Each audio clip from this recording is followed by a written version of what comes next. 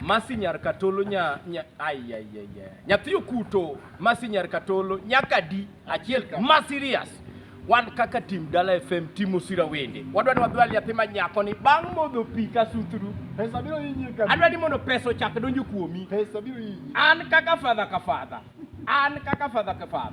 1,000 Kenya shillings iwinja maendi ne maendi ma breakfast koro kuma Nyasaye dwa gole lunch to ok wang'eyo but breakfast to nitiere koro Nyasaye kikele lunch iwe kata chuny felo bas Nyasaye osekelo Nyasaye osekelo lunchmentation kaendi.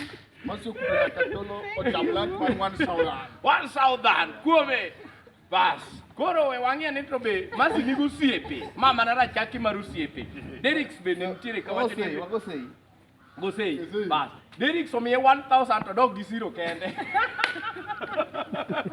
koro osiepe Masi unyalo miyo Masi breakfast gi lunch kaluwore kaka koro unene but en birthday Masi thank you very much happy birthday to you.